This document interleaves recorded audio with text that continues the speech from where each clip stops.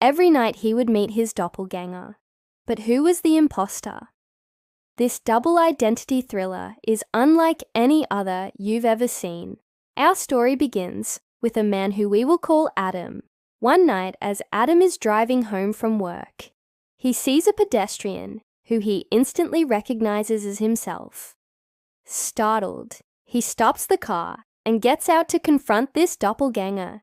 The two exchange words, and the doppelganger warns Adam that someone is out to kill him. Confused and scared, Adam goes home and locks all the doors and windows.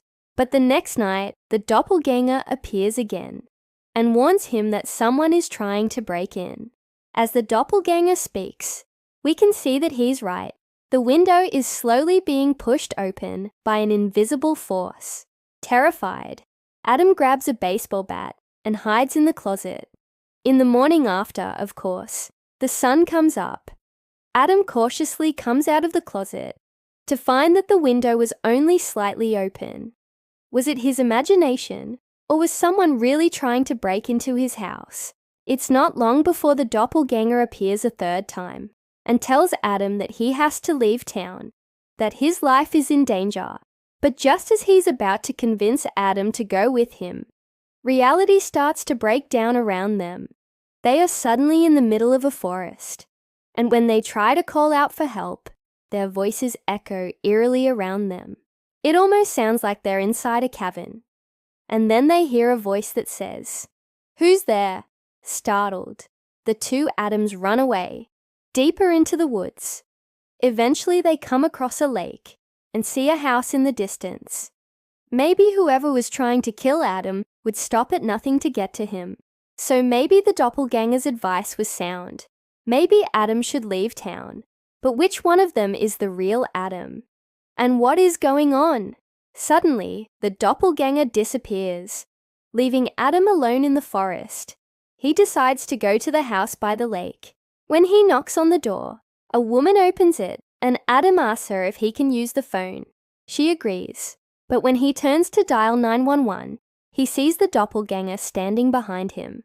Horrified, he turns back to the woman and asks for another phone.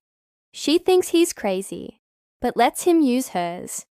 When he finally reaches the police, he tells them everything that's been happening to him. Of course, they don't believe him and hang up on him. Adam, desperate for help, calls his wife, but when she doesn't answer, he becomes even more convinced that he's in danger. The doppelganger reappears and tells Adam that he has to leave before it's too late. But then something creepy happens.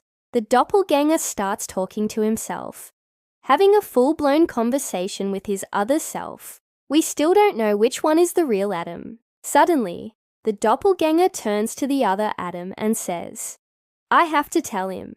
Which doppelganger is this? What does he want to tell Adam? Is he here to help our hero, or is he part of the problem?" We don't have to wait long to find out, because the doppelganger immediately turns to Adam and says, "You have to listen to me. You have to remember who you are." Just as he's about to tell Adam everything, he disappears, leaving the other Adam behind. Now, the other Adam turns to Adam and introduces himself as his brother. It turns out that Adam has dissociative disorder. This makes him feel better, but he still doesn't know who he can trust. The other Adam tells him that he knows who's behind all of this, but in order to get to that person, they have to find the mastermind behind all of it, the one who put him in this alternate reality. They set out together to find answers, and along the way, Adam meets a detective who also believes that he's being followed. The two team up with the detective and his partner to take down the criminal mastermind once and for all. But wait, there's a shocking twist. The detective was the one who created all of this. He was the one who tried to kill Adam. But why? It turns out that Adam had witnessed a crime, and the detective was trying to silence him. In the end, the mastermind is brought to justice, but not before he takes the life of one of the main characters. If you want to find out who, you'll have to watch the movie yourself.